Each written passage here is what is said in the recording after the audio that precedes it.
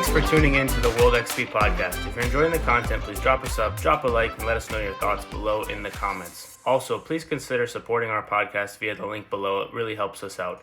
Tammie, welcome to the World XP podcast. How are you? I'm great. How are you today, Eric? I can't complain. It's Friday Junior at time of recording this, Friday late afternoon, evening over here. And so yeah, all good things for sure. Do you want to do a quick intro for yourself so the people know kind of who you are and what you do?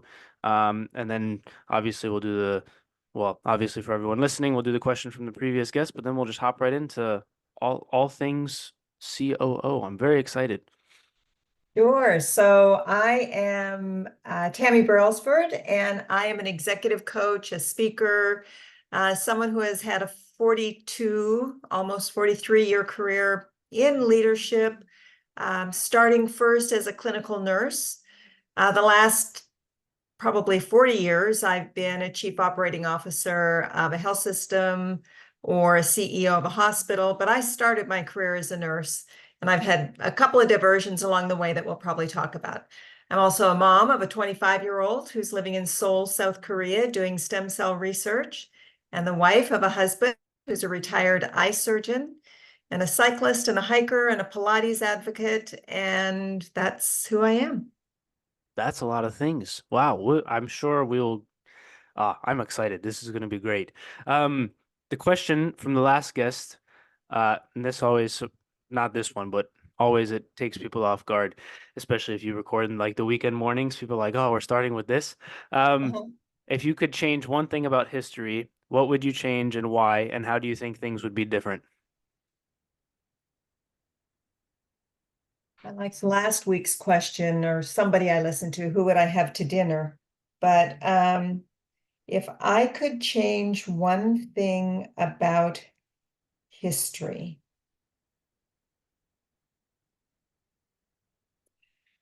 well, my faith tradition is Christianity, and we believe that we are meant to love one another. And that was modeled by Jesus. And I would love everyone to have the opportunity to see him do that in real life so that we could model it throughout our lives and for all of time. That's a great answer. Maybe less shooting people and less horrible things Mhm. going on in the world at the moment. I would hope. That's a Yeah. great answer. I love that answer. All right, so into the life of Tammie. So, um, you were a nurse to start out your career, as you mentioned. Where was the interest from? Where did it come from? Did you have a parent that was a nurse, somebody that you knew growing up that was a nurse? Were you just always interested in medicine, or kind of where did that interest spark? Like how early? Were you in middle school, high school type situation, or how did you find it? Or maybe how did it find you? Maybe. Yeah, so that's probably the better approach. I was fortunate to finish high school very early. I was 15 years old and having to make a decision about going to college, and no one in my family had ever been to college. And this was back in 1977. And so my mother said, you can either be a nurse or a teacher. And I said, well, what I really want to be is a flight attendant.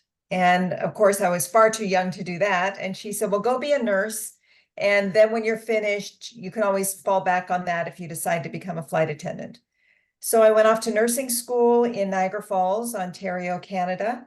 And I fell in love with what I was learning and the opportunity to be with patients and people all day, every day.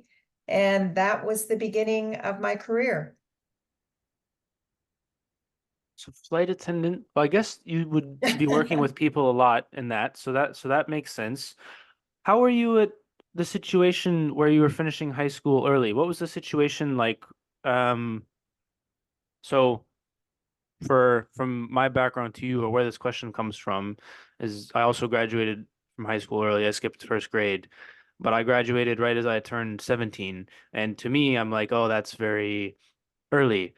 And then here you are 2 years before that. So how was that? What was that like for you? Or how was school growing up for you if you're kind of younger than everybody else in your class, and how was that adjustment for you? And do you have fond memories, or maybe not so fond memories, or both of that experience? So first, I guess, how did you end up in that situation? But then second, what are your recollections of that experience? So I grew up in a very small community in Northern Ontario, Canada. The population was 14,000 people. So there wasn't a lot of competition to start. I had a late in the year birthday, and so I started school when I was 4 years old. I was somehow leading the pack early, and so I skipped a grade. And then I finished high school. High school there is 5 years, and I finished in 4 instead of 5. So all of that added up to finishing early. How did it affect me? I think, well, I was also tall. So the physical attributes were never an issue for me, which was an advantage, I think. And I didn't know any better. I was navigating the world as best I could, being encouraged by my parents, and I never really felt the downside of being the youngest in the group. Today, in our world, I'm not sure it would go as well. And I don't think I would have allowed for my son to have the same experience as I did, just because what's the big rush, really? Mm, that's super interesting. The reason I want to dig into that a little bit is because I don't often get to um, talk with people who've had a similar experience that I have. Because I, similarly to you, at the time, I didn't know any better. I was just going through school. It was like, this is what I do. I go to school and I go home and I play soccer and then I go to school the next day. And so it's interesting. Then sometimes I look back and I'm like, okay, I wish it hadn't happened that way. And then on the flip side, I look at where I am and kind of some of the stuff that I've been able to do. And I'm like, oh, it's good that I had an extra year of, I don't know, head start on adulthood, I guess. By the same Mhm. token, sometimes I'm like, I I tell some of the players that I coach, I'm like, you don't have to grow up so fast. Like you said, there's no rush. So it's interesting. What brought you to the conclusion that you would not want your son to to do that? Was it something that you experienced, like this one moment that you experienced that you're like, okay, we're definitely not doing that? Or was it a collection of, oh, I remember this from when I was this age and I remember that and now it doesn't seem to work out that way? Where did that or shift for you come from? Mhm. So I'm not sure I ever had to think about it intentionally until you asked me the question, but um, we're in Southern California, which is a population of many, many, many millions. So it's a much more competitive environment for my son than it was for me academically. The times are very different with all that's happening in our world and with social media and everything else. And I think those create added pressures for kids.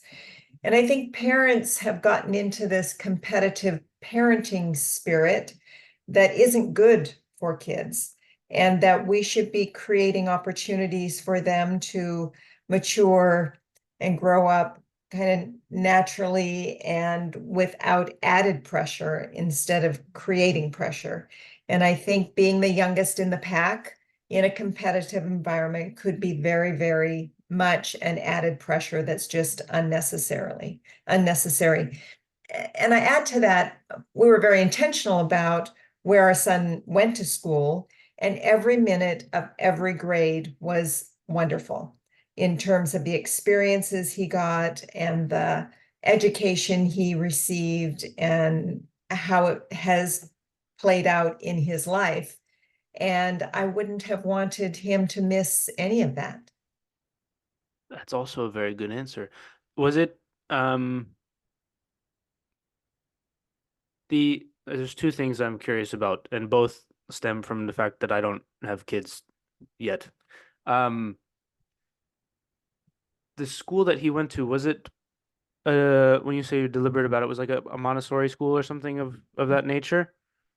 So he went to, yeah, probably a neighborhood pre-kindergarten that was Montessori-like in its design. But then he went to a private independent school in Huntington Beach called the Pegasus School that made it safe to be smart. And so that was from elementary through 8th grade. Then, as an only child, he decided in 7th grade that he'd like to go to boarding school. His father had gone to boarding school, so it was always part of the dialogue for high school.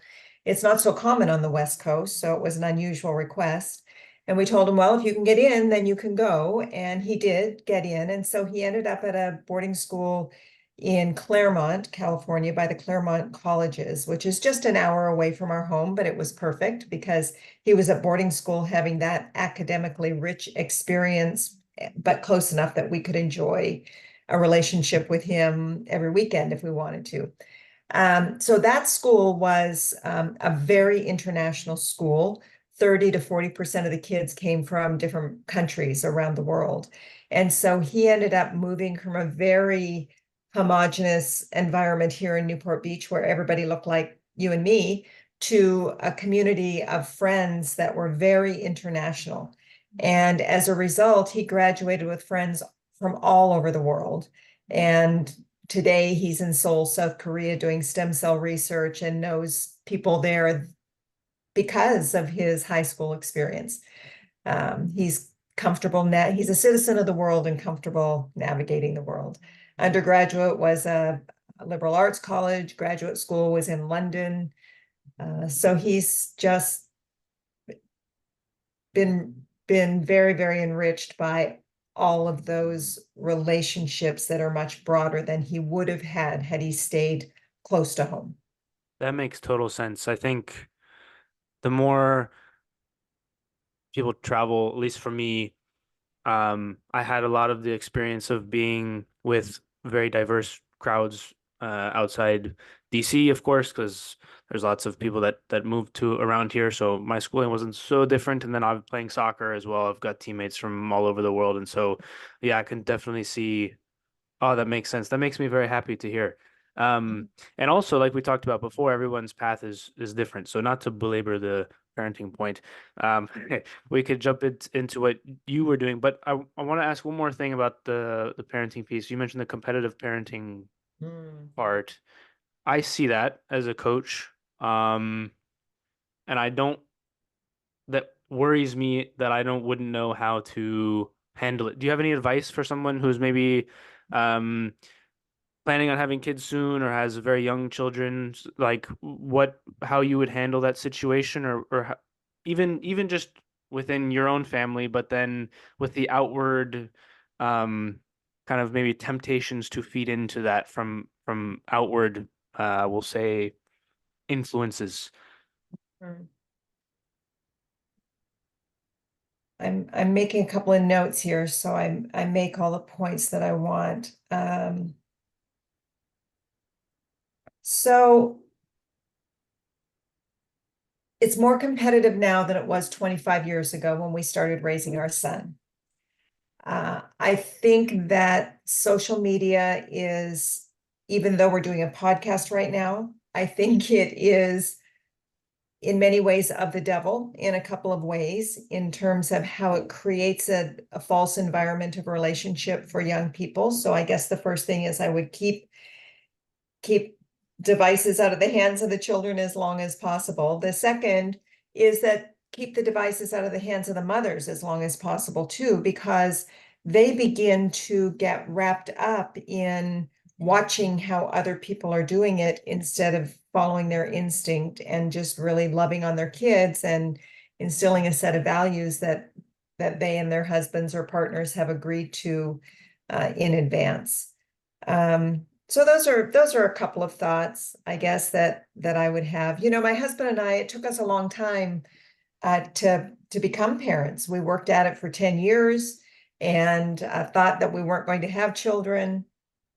And so we were quite settled on that reality. And then all of a sudden one day, I got a phone call from my first cousin.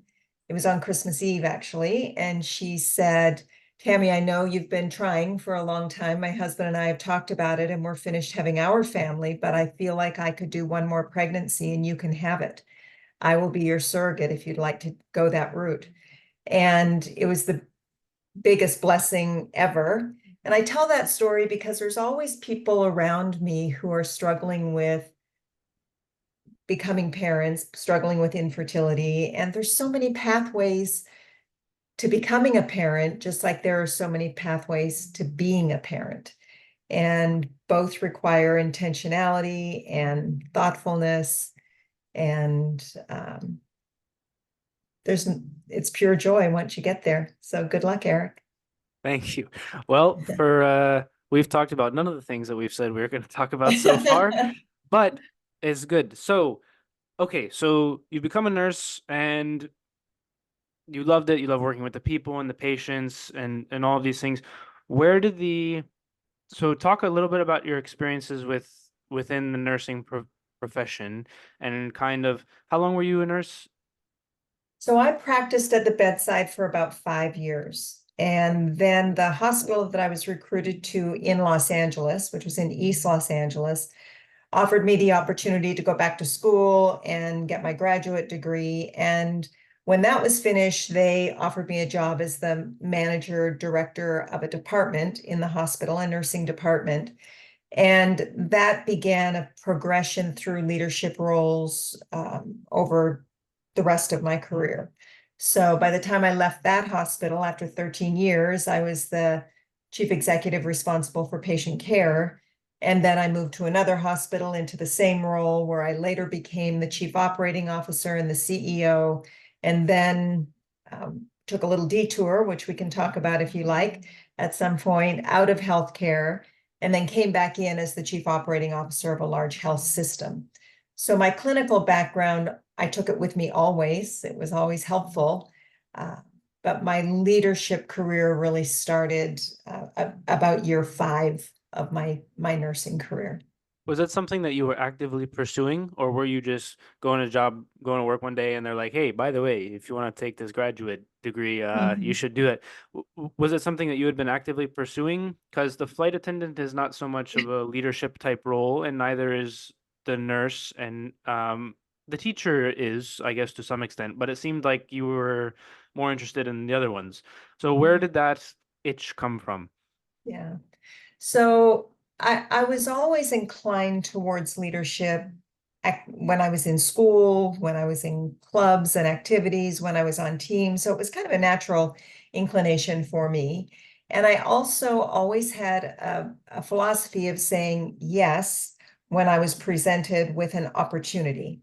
And I still counsel young professionals to do that, to say yes first, because if you say no, the person inviting you or giving you the opportunity remembers that.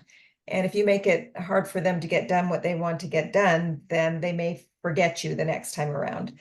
So I had a habit of saying yes, and all of those yeses turned into really great opportunities. And I also believe that leadership is really a relationship between someone who says, follow me, and someone else who says, I will. And so I'm a big believer in building strong relationships, and that those ultimately evolve into opportunities. That's not why you develop the relationship, but they do create open doors and create opportunities.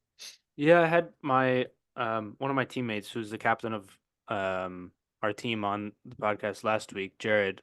Mhm. I think that was the one that you mentioned that you would watch. That was the who'd you like the dinner question. And he mentioned that as well. He's like, I feel like leadership is just getting to know all of your teammates.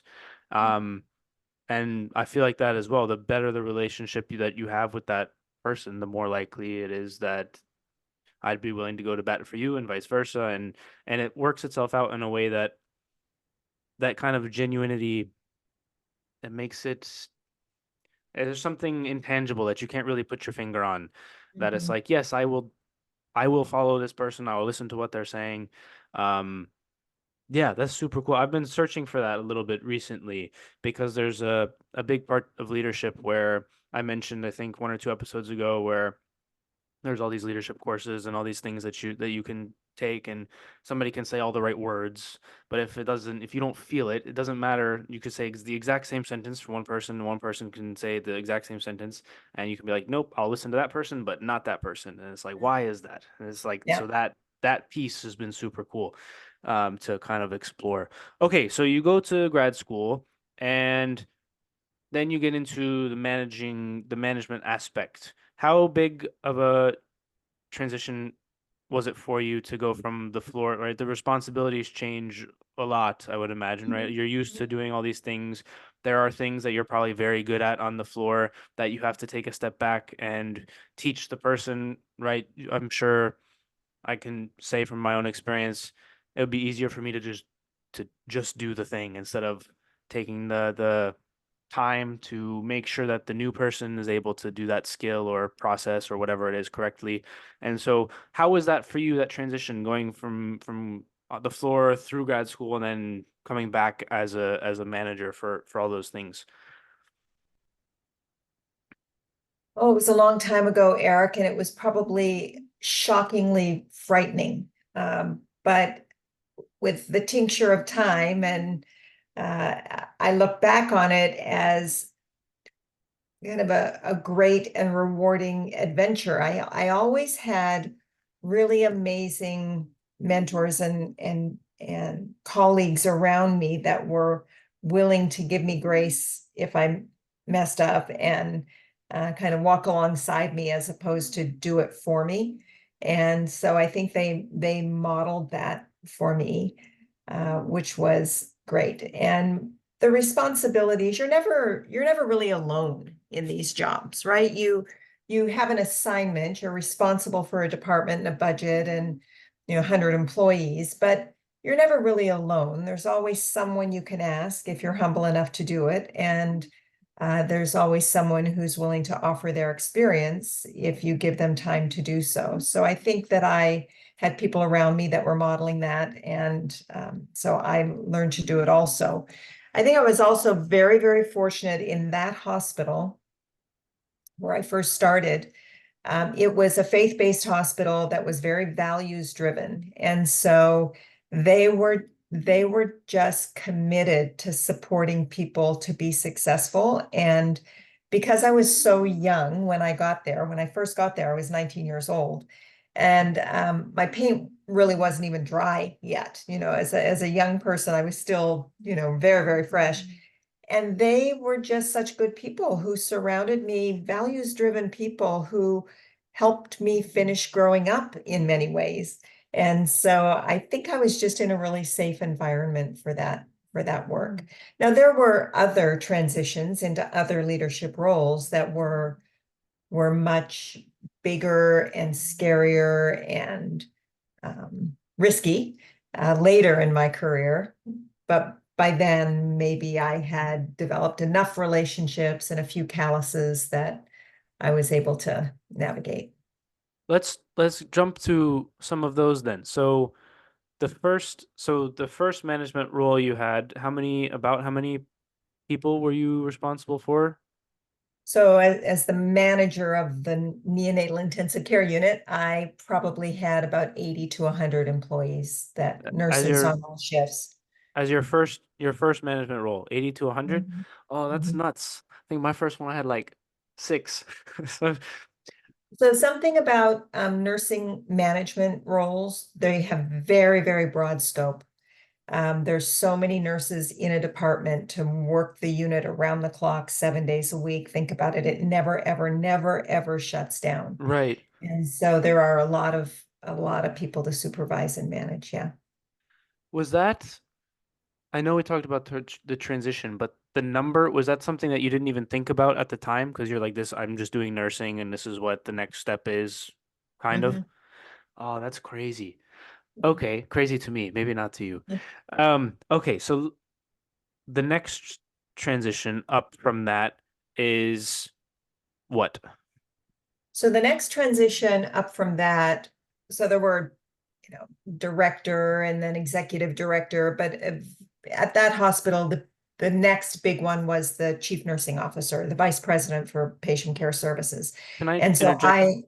Sure. So what I guess what I'm getting at is the the level of scale of your responsibility and how you adjusted to that, going from, okay, I'm responsible for just my duties when I'm on the floor, to now I'm responsible for this unit and I've got these people now that I'm responsible for, not only the people, the patients, but my employees, to then you start to become kind of responsible for like enterprise level, maybe, for lack of a better word. And that's a different scope into where, right, you don't have the time or the bandwidth to be responsible for, like, you're still responsible for the patients at a very like philosophical level, like as your organization you're taking care of the patients, but you don't see them as much. So I'm trying to get at like that transition from your bedside and you want this person to be healthier, to now like you're running an entire organization and Uh-huh. it's more like Strategic. strategic, but also abstract, right? You're away Mhm. from like the work on the ground and you're, okay, we need to get funding from here and we need to get 18 new of this equipment and we need to, like, that's kind of what I'm getting at. Sure. So I would say at the bedside, it's pretty tactical. You just do the treatments and procedures that need to be done. At the management level, it's pretty operational, and at the executive level, it's strategic. But even when I was at the executive level, I made a point every day of going out to where there were patients and staff caring for those patients, so I could stay connected to the real work, Hmm. the mission and the focus of the organization. And I had a habit of going out and helping the nurses make beds. And so I was in my suit and they were in their duty shoes and uniform, and I would just go into a room and help them make their patient's bed. And it was amazing the things they would tell me while we were just tightening the sheets and putting the pillowcases on. And that kept me very connected. And I think as a result, I was a much better leader and had a better pulse on what the patients and the staff caring for them needed. That is a great answer. I didn't, you summed it up so well, because I was going to say, how did you, because at the end of the day, um, as people listening might know, sometimes you look at decisions that the executive level might make, and you're like, that makes no sense for what I'm doing on the ground. But you're not seeing what they're seeing, and they're not seeing what you're seeing. And so the next part of the next question was going to be, how did you make sure that you did that? But you just answered that. So was that a, how did you come to that decision then to go on the floor and help the nurses make the beds? And what were some of the things that you heard, and how, and I will, I'll tack on to the end of this question, if other people in that organization weren't doing that and they wanted to make decisions and they didn't have their finger on the pulse at the ground level, how were those discussions, we'll say, to say, hey, I really think we should do it this way because I just talked to this nurse, and this nurse, and they are seeing XYZ, and you guys aren't seeing it. And so this policy now makes no sense. Like, how was that? Because now you're not necessarily a middle manager anymore, but at the same time, you're still going to bat for your people, which I think is hugely important. And I can imagine that all of the people that were working like that you would go talk to hugely appreciate. I would have appreciated it if that was me. So how was that sort of seen? Maybe we'll say, I don't. There's. I'm not exactly sure what I'm asking, but because I haven't been in those rooms, but Sure. So I think it's important to see those interactions that I had with the staff as a two-way interaction where I was learning from them what they needed in order to do their job better. And they were learning from me why the organization was going in the direction it was going or making the decisions it was making. I think part of the reason that frontline staff have so many questions about executive leadership and what they're doing is because executive leadership doesn't take the time to explain to them the reason behind their thinking.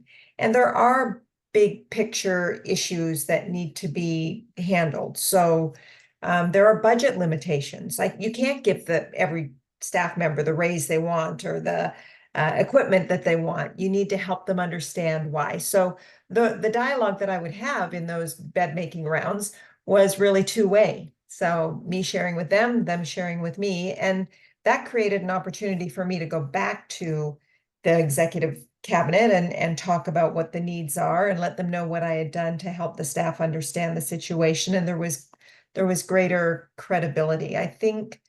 Um, I think they actually appreciated that I did that and brought the voice of the patient and the staff back to the table. It made the rest of the team, the finance officer, the marketing officer, feel more connected also. And sometimes they come with me. Hmm. Hmm. You stumped me a little bit, not because of anything bad, but because you keep answering all of the next questions that I'm having or that I'm forming. So, hmm.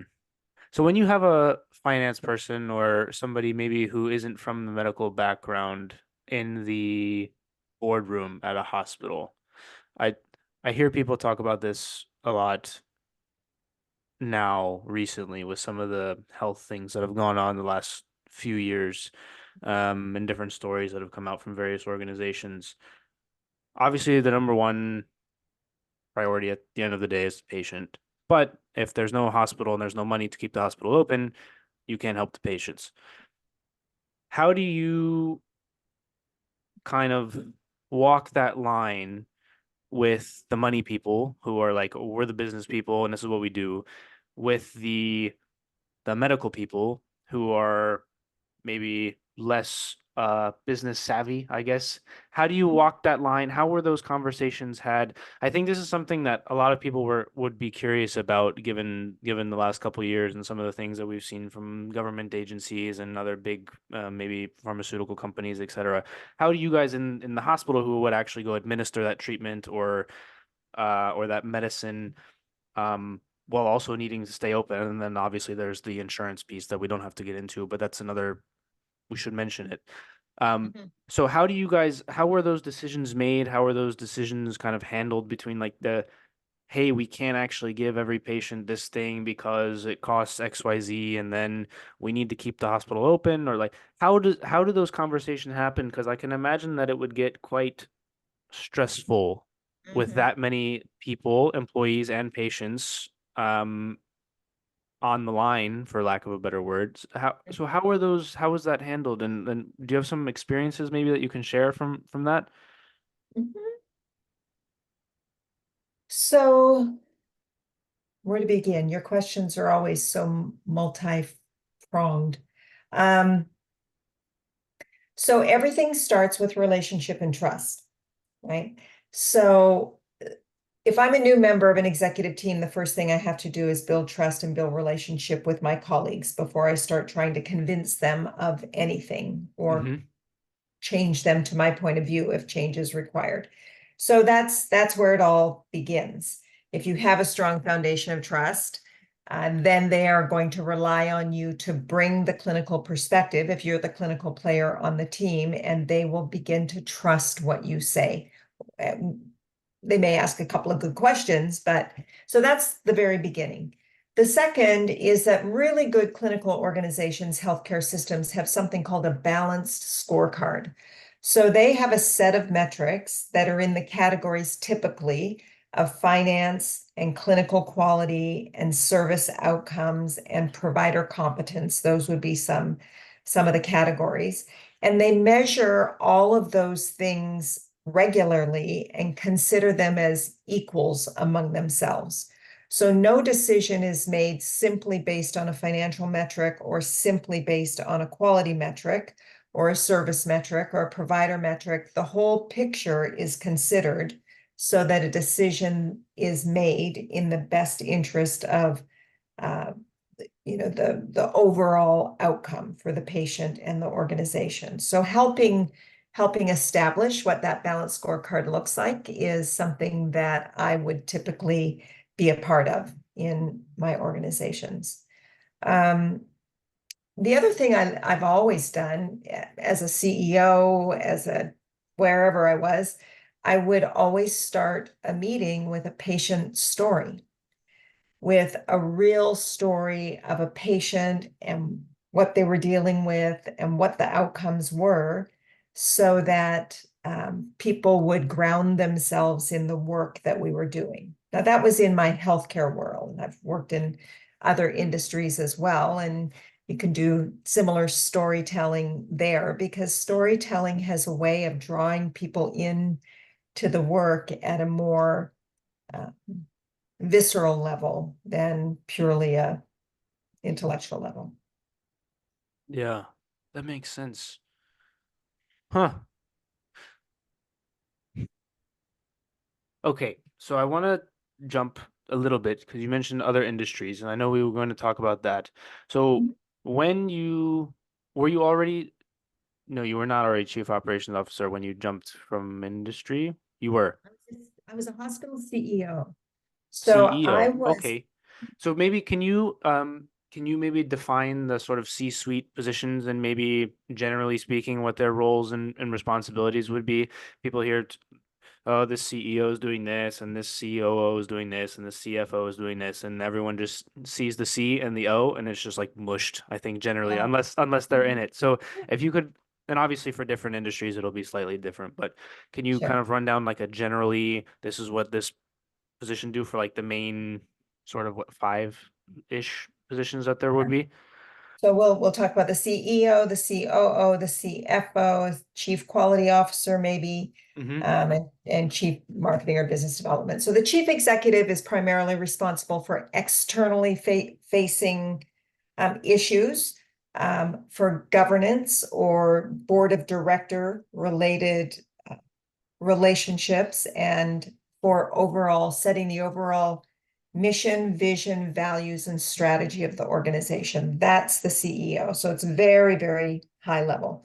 The chief operating officer, one level down in most organizations, is going to be responsible for all of the issues on that performance balance scorecard that I talked about. So they're going to oversee how things work, what gets done, who the people are, where the talent is placed, all of the details of keeping the wheels on the organization. The chief marketing officer is going to be focused on growth and development of the organization. The chief financial officer is going to make sure that there's a solid financial investment strategy, a solid balance sheet to fund all of the future work of the organization, and good reporting of day-to-day, week-to-week, month-to-month financial performance so that you can see how you're performing real time. And then the chief quality officer is going to be the person that oversees in a health system the clinical quality of care that's being provided. Does that Sounds good. help? Yeah, that's great. Okay, so you were CEO and then was so far has been you've been all tied to the healthcare industry. Was it an opportunity that arose for you, or were you just like, I want to try something new, and you started to seek out different things, or maybe both? Yeah. So it's actually a really cool story, I think, and it's how you and I got connected, because a friend relative of yours is a friend of mine and made the introduction. And I met her in the job that I went to from healthcare. So I was 20 years into my career. I was working as the CEO of a 400-bed community hospital.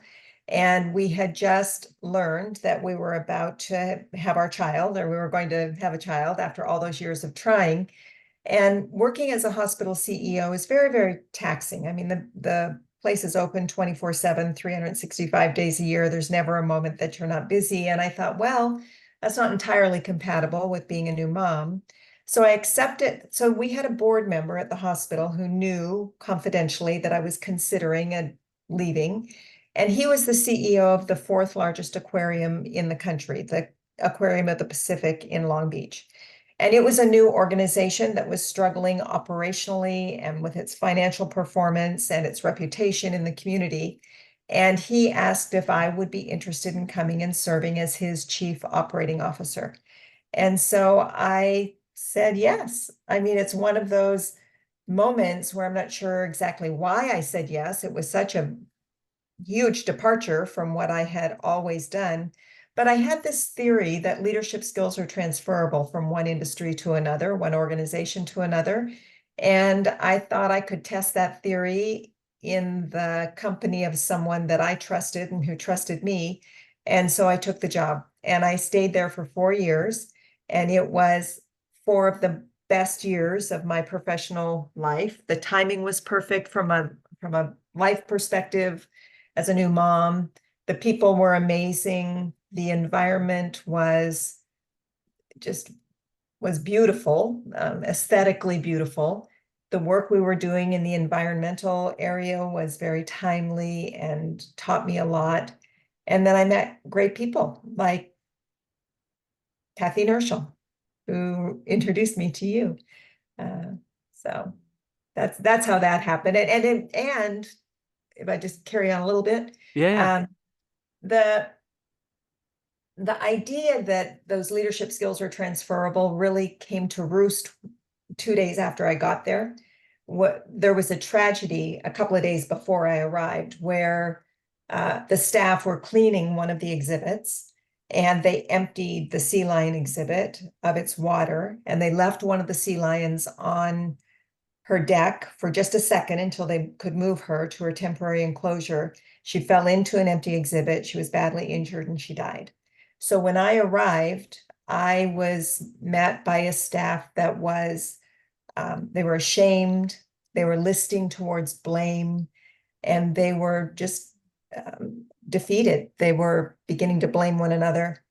And it struck me that what they needed was a leader identical to a leader where I had been, that was focused on values, who would respond with compassion, who would expect accountability, and who would respect them for responsibility and having integrity in owning their mistake.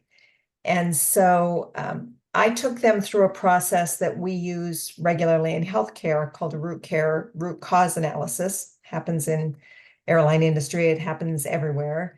And we really studied what had happened.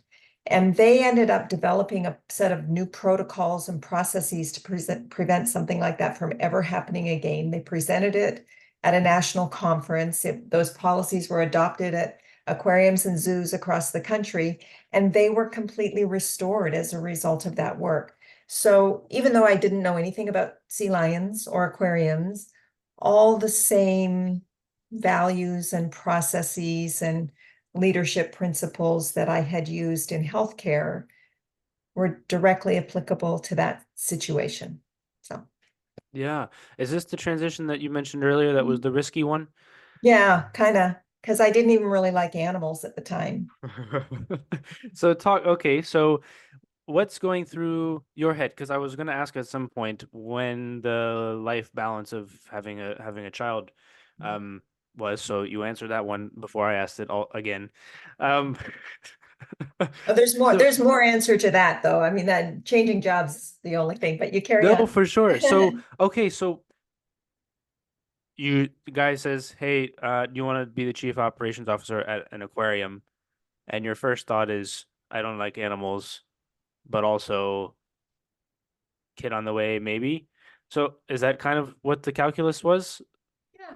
So that was part of the calculus. I talked to a lot of people. So I talked to other parents, and the son of one of my dear friends, he was 8 years old at the time. I told him I had other job offers as well at the time. They were in healthcare. And I told him about the aquarium, and he said, "You have to take that job. You'll be the coolest mom on the block." And so that was like a really fun moment. Um, what else was in that calculus? Testing this theory about transferring leadership skills to a different environment. Can I ask about that? That's super Yeah. interesting that you had a Mhm, theory about something that you ended up being right about, mhm, but there's something about testing a theory where you're the experiment and where mhm. your job performance is the results of the Yeah. experiment. Was that stressful at all, or was it more exciting than stressful? Because you're betting on yourself big time, which is not a bad thing. People do that often for various things, or they want to start a business, or they want to do this, or they have another venture that they want to explore.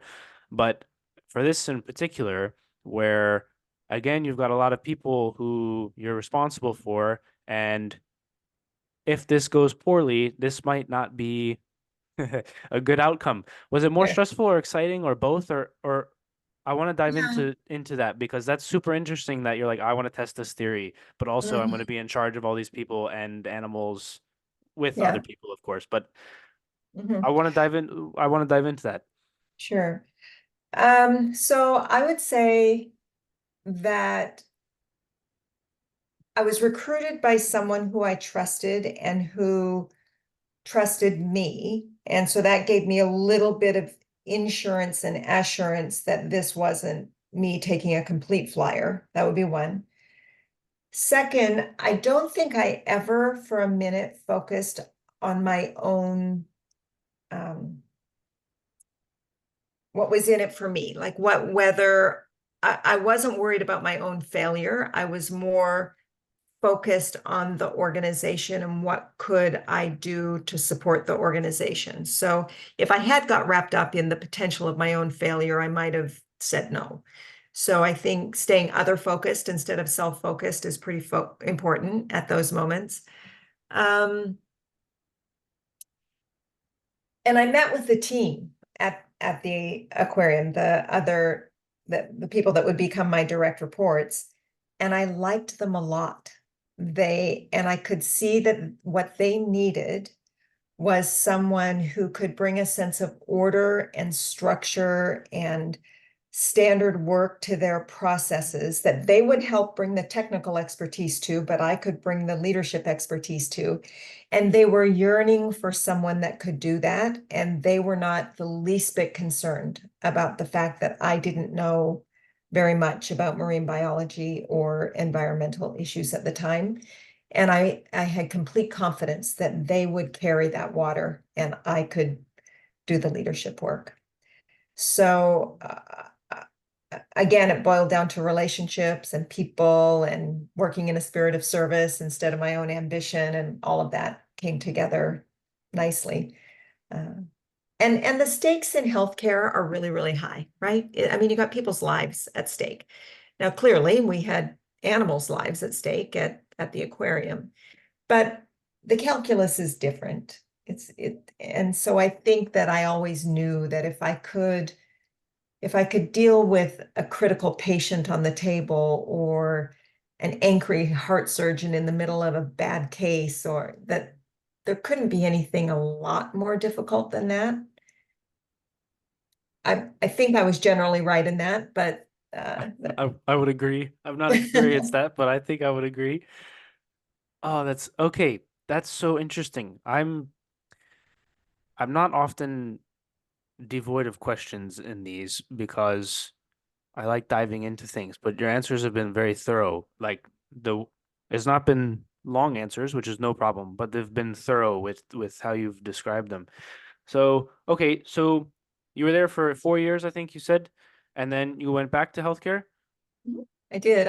I continued to serve on the board of a health system while I was working at the aquarium, just to keep a toe in the water and my relationships fresh. And then at the end of 4 years, when Matthew went into pre-kindergarten, I felt like I'd been gone long enough and I should go back.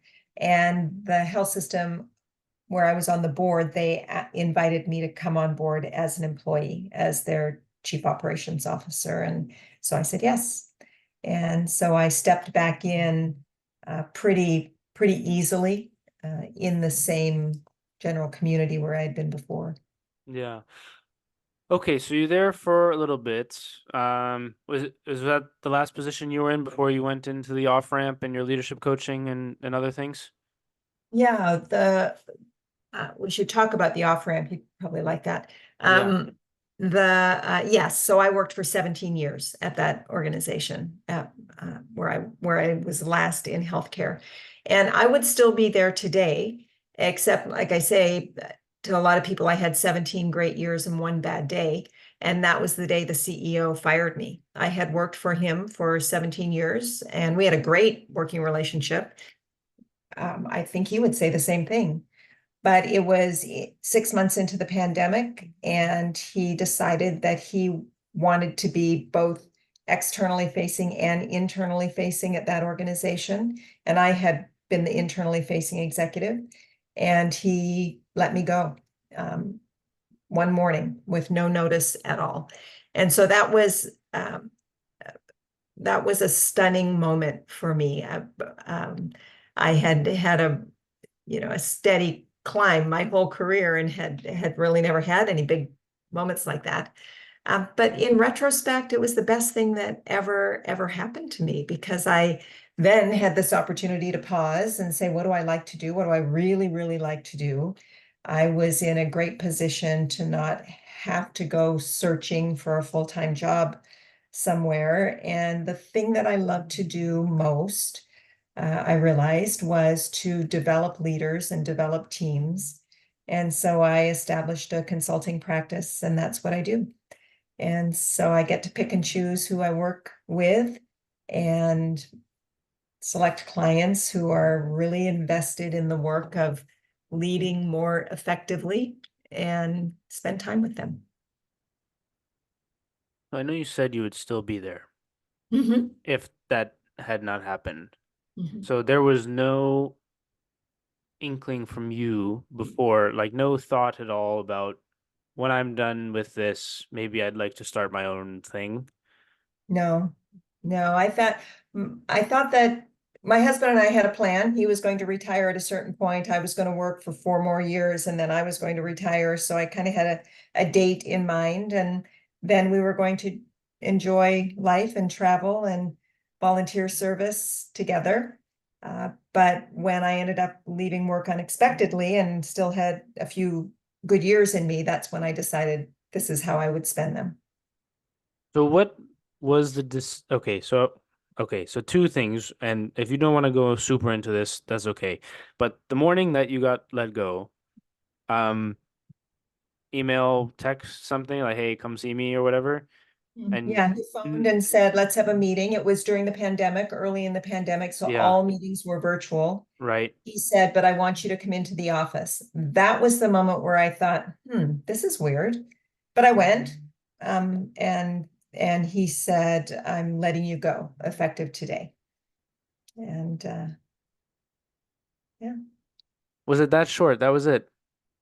that was it. Now I had lots of questions, of course, Yeah. and so I learned a lot of things. Over the course of my career. I've let a lot of people go myself, Mhm. and it's a life-altering experience for that person. And now, having gone through it myself, I learned a lot and think I would handle it differently i- if I were letting someone go. I would I would let them know the minute that I knew that something that I didn't want them anymore, I would act quickly. I think that the CEO, based on the way he answered some of my questions, had been harboring this idea that he wanted to do it for quite some time and hadn't told me, and allowed a little bit of frustration and emotion to build up in the way he approached me. So one lesson I learned was, once you know, act quickly. Don't, Mhm. because you start to leak, what you don't speak, you leak. The second thing I do, I'd be very clear about why. I wouldn't, don't sugarcoat it. Don't just tell them straight. And and then the third thing that I learned is that there's an opportunity after it's over to follow up with the individual with an affirmation of all the things that they had done before you let them go that you appreciated, as opposed to leaving it on a purely negative note. There's a chance to follow up with people. And I've never heard from him again. And we worked together for 17 years, and I served on his board for 4 years before that. So it's kind of unsettled, unfinished business. Um, so those are some of my lessons. That's the last one. Can you expand a little bit on that? Because if I heard from somebody that had let me go, like, oh, you did all these things well, I'd be like, well, why did you let me go then? Mhm. I can imagine that happening. For example, like I'm equating that to like getting cut from a soccer team. It's like, oh, you're a great player. It's like, well, why'd you cut me then? It's like, okay, well, that doesn't make sense. But then there's all the things behind the scenes, of course, that sometimes you don't know. But can you expand on that from a professional standpoint? Because I can only imagine it from a sports perspective, which is a little bit different, obviously. The reality is that if it's a justified termination, the separation is related to performance, not to who the person is.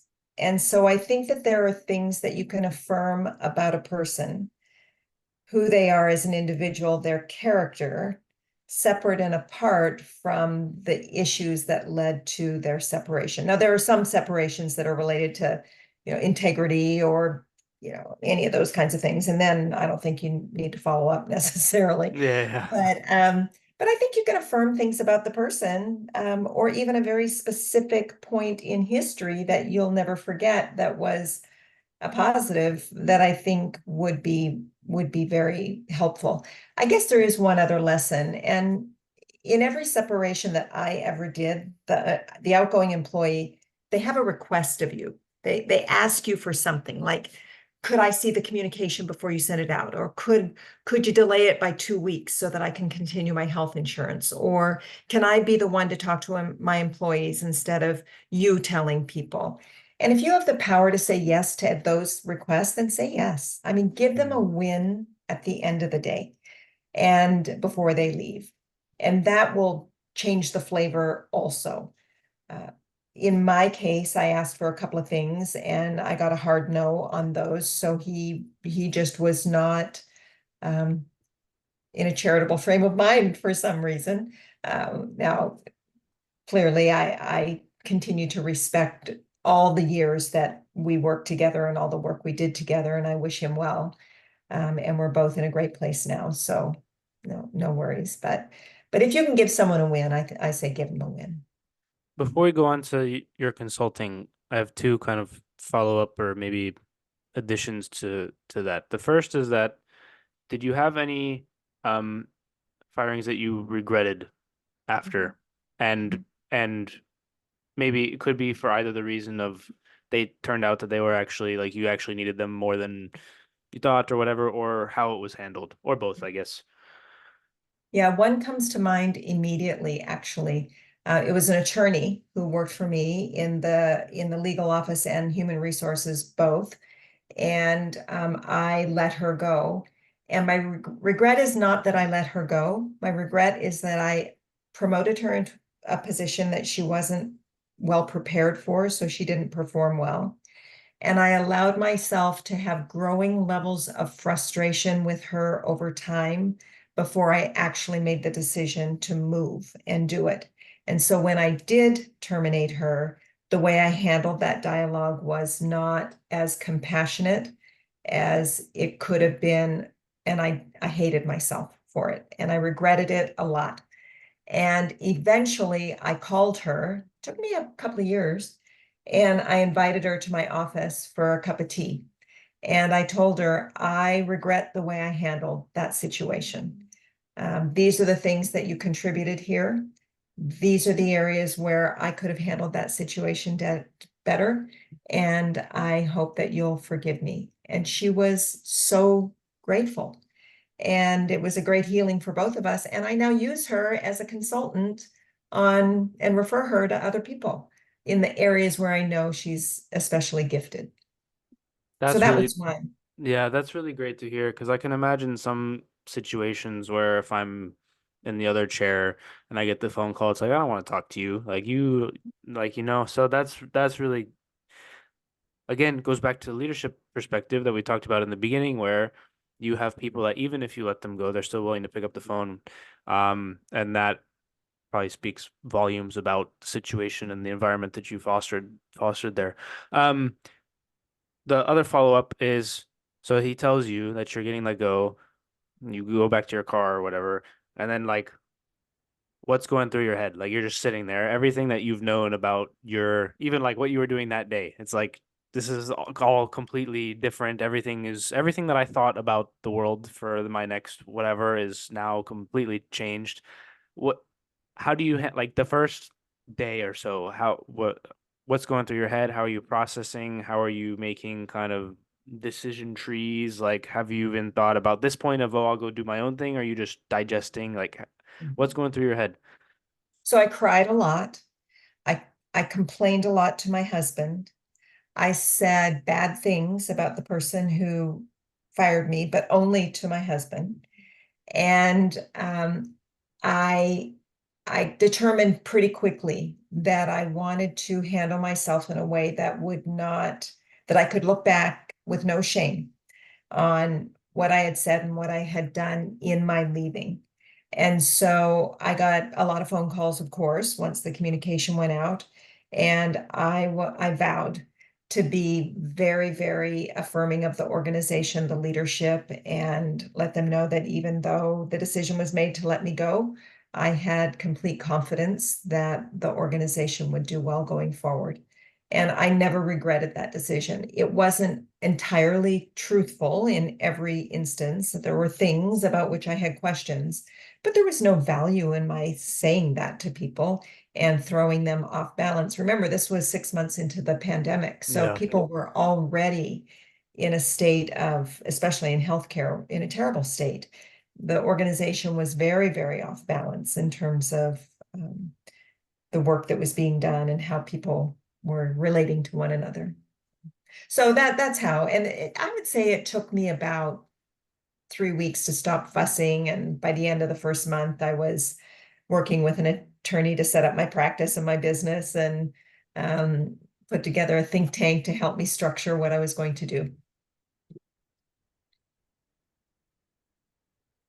So how quick was the first client? I can imagine if you're hiring an attorney, those are not cheap, nor are Mhm. think tanks generally. So you must have had some level of confidence going in that you're like, oh yeah, I have people that'll use these services. But the reason I ask this specifically is because, like I mentioned earlier, there's loads of people doing leadership Yeah. seminars and all of these things, and some of them are better than others, and some of them are maybe more psychology based, and others are more based in um like experience like yours. And then you've got like the Gary V's of the world. It's like, well, you got to go sell every Coke cap out of your garage for 15 cents. And if you do that a million times, you'll be a millionaire. And it's like, so, so, well, walk us through kind of the beginnings of your consulting business. Yeah. So I told you earlier that leadership is a relationship between someone who says, follow me, and someone who says, I will. So I am so fortunate that I have this network of relationships that is very, very broad and very deep. So when I began talking to some of my former colleagues in the industry about what I wanted to do, I had one very generous CEO who had been through the same situation as me, where he was let go completely unexpectedly. And he hired me for a coaching engagement with one of his executives. And that was my first out of the gate engagement. Then I had another one of my former employees who was on the board of a large organization, and she invited me to come and give a speech to 1,000 people at a national conference. And I did that, and out of that came some more calls, and so it just began to grow. But it really was all about the relationships that I had built over time that I could then go back to in a moment of need, and they came through. So things are going swimmingly, it seems. So what's the status of kind of you've got some clients, you've got some engagements. What sorts of so it sounds like the first one was maybe like a coaching session, something So like it that. was this, yeah, 6 months, 6 month coaching engagement with an executive. So Yeah. how do you decide 6 months is a good time, or how do you decide like how did you decide, I guess, the services that you would be offering? Because I can imagine you have maybe you could have I go give talks at a seminar. I have a like coaching course, an online course. I do um like trainings for board of director or like all of these things. How did you settle on kind of the services that you provide? Was it something that like okay, you had the luxury of reaching into the network, and then instead of doing whatever you could to get clients, kind of you could pick and choose? Were you kind of at that stage, or how did you settle on the different things that you provide? Yeah. So I always worked with an executive coach for probably about the last 30 years of my career, several different ones, but I always had someone who was a go-to coach for me when I was an executive. So I always thought that I had enough experience in that world and in the world of running organizations that I could offer that service myself, but I wasn't sure about how to go about it. So I hired another independent person who did that kind of work, and he spent 4 hours with me really thinking through, what did I want to do? What did I really want to do? What did I really, really want to do? What am I uniquely qualified to do? And he helped me narrow it down. And then once I realized that I wanted to do coaching of executives and helping them build stronger leadership teams, then I worked with a writer and a marketing communications expert that I had known over the years, who really helped me narrow down what the pillars of my leadership coaching offering would be. And then once I had that, then I knew what I could tell people I was prepared to do for them. That makes total sense.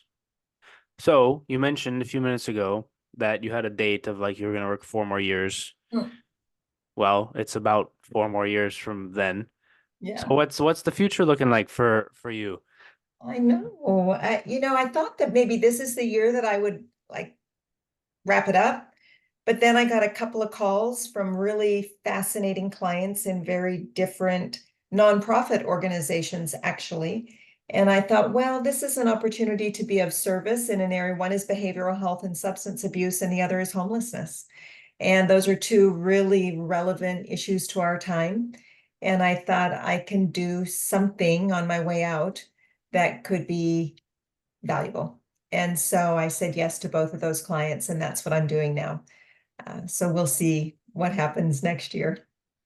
Oh, that's awesome. Wow, you've done a full, I don't even know. You've touched like so many areas of different industries and people, especially.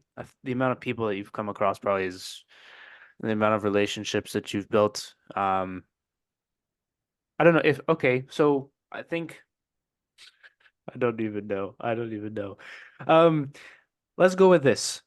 If you had a few pieces of advice for, well, I guess I'm not that far away from your son's age, but people that are in that sort of stage of their career, maybe looking towards leadership or just kind of trying to make their way through their first formative years of working or during COVID, trying to make their way in the world in that way. What sort of advice would you be giving people? What sorts of mentioned you had executive coach and a coach when you were doing that, but so how would you advise people to go about building their networks and careers and things of that nature? I know there's a lot in that, but I keep having to like formulate questions and I have so many things that I want to ask you, so I try and like put it all in one and then it just comes out as what I don't even know. Good. I can parse through. So one of the things that I observe about the generation that's several, I don't know, decades before me, right? You, for Yeah. example, but this is not necessarily describing you, but um, they allow their ambition to get ahead of their experience. And so I work with a client who is the CEO of an advertising agency who has a lot of 30-something-year-olds on his next tier, and they're desperate to be the next executive vice president or the next chief operating officer. And they seem very, very focused on title for the purpose of external appearance, and they allow their ambition to get ahead of their experience. And they get into those jobs and they wonder why it doesn't feel good or why they may not be performing as well as they thought they would. So that's my advice. Don't let your accumulate experience not title. Does that make any sense to you? It makes total sense. I think that's not only in the job, in the career field, but just life generally. In People life, are yeah. very, I think social media, like you said, is a huge part of that. So let me ask a follow-up to that though. So if somebody's in a spot where they say, okay, I've kind of figured out this role, but I'm not really ready for the next like rung up that ladder.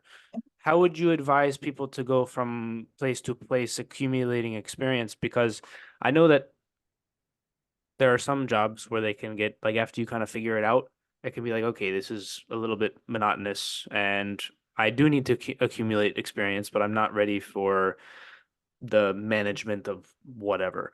Mhm.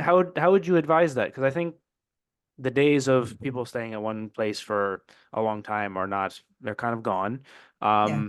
But by the same token, you don't want to be the person that's hopping jobs every 6 months because that is also like, why did you only last 6 months? So like how would you advise somebody on that sort of thing? So one of the things that used to drive me crazy is when someone would come, let's say a manager or a director, and I was one of the executives, and they would come and they would say that they really want to grow in their career. They really want the next level of job. They really want a promotion. They feel that they've been delivering and they're ready. And I would say, well, what precisely would you like to do? And they were unclear about what they could offer, what sort of position they're seeking, what experiences they think they still need to accumulate in order to perform well. When someone came to me and said, I aspire to be the executive director of marketing, the one place where I need additional experience is in uh, data management in social media. I've found a seminar where I can get that information. And I feel that if I could have a mentor in the person of XYZ, I could be ready for that job in the next 6 months. I would be all over that. So I think that my advice would be don't feel you need to go somewhere else to get the experience, but get really clear on what you need. Try in your current organization first, but be clear when you speak to your leader about what you want and what you need and what you will offer in exchange. So Yeah, does that's that a good help? Yeah. that's a Okay. great answer. I would add on or ask maybe I have friends that sometimes are just like, I don't even know where to start, right? They don't know what they don't know. So in the example that you said, great example for sure. But if you're two or three rungs below that and you're like, Sure. I don't really like what I'm doing, but I want to Mhm. try something else, but I don't even know how to get there because this person's been in this role and I don't even know how to apply to the next one because it looks like they're asking for this sort of requirement on the job application. How would you like taking two steps back, figure out what you don't know? So Mhm. if somebody is like, I really want to try this, and I know I don't have this experience and that experience, but I don't really know how to get it. Like, how would you advise looking for that? Mhm. Because you kind of need somebody to take a chance on you at Yeah. that scenario. So maybe a better question would be, how do you put yourself in the best position for somebody to take that chance on you? Mhm. So your questions are kind of hard sometimes, Eric. I, I think there's two things. I think there's two kinds of people you need. There's three kinds of people you need in your professional career. Right? So you need a boss who shares your values and that you respect a lot and who's willing to share everything they know with you and isn't afraid of you getting ahead of them. That's one. Two, you need a mentor who is probably not your boss, who's someone who is kind of a department away or a position away, who will just talk with you about what they're doing and what you're doing, and you can make some connections. And then you need a sponsor who is someone who sees in you the things that you don't see in yourself and who's willing to advocate for you for the next great opportunity. And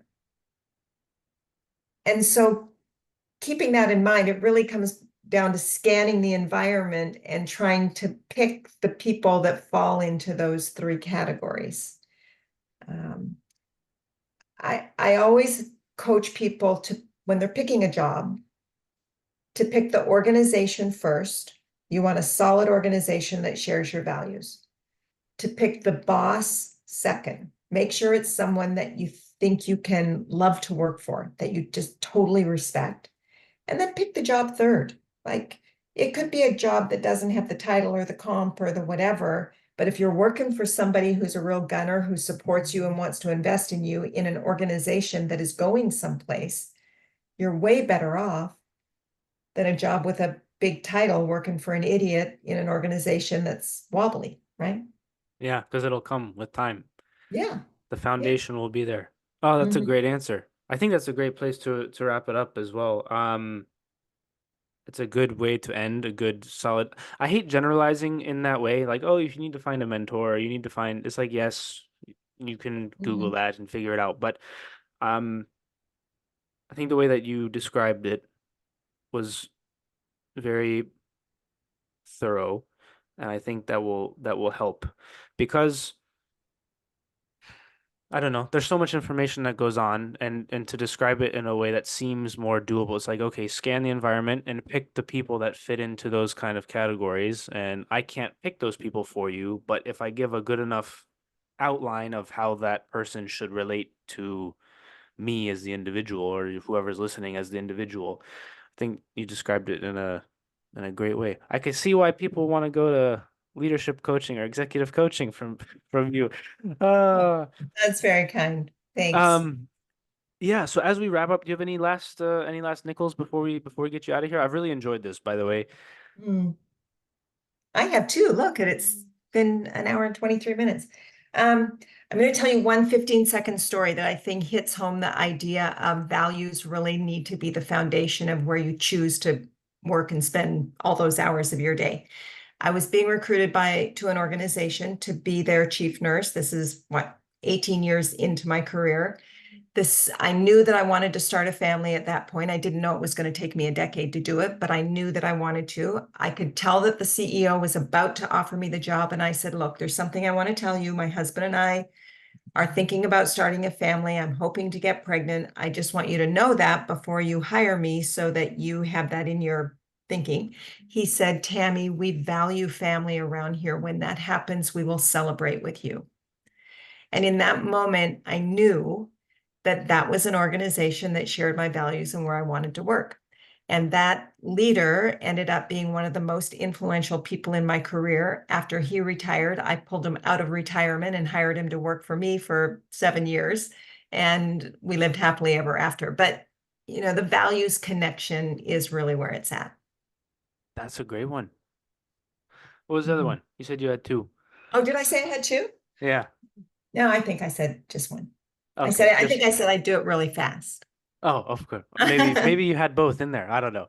Oh, that's awesome. For those listening who would like to go see what you are up to, where should they go? My website is thebrailsfordgroup.com, and you can find a description of what I do and some examples of the organizations that I've worked with and a few pictures. One of the things that's a big part of my coaching is well-being, making sure that people are attending to their own well-being. And so you'll see pictures of me taking my clients on walking meetings. That's how we do a lot of the coaching. And there's something about the metaphor of looking forward while you're walking and moving your career forward that really works for people. Sounds I'd good. love to take you on a walk. Yeah, for sure.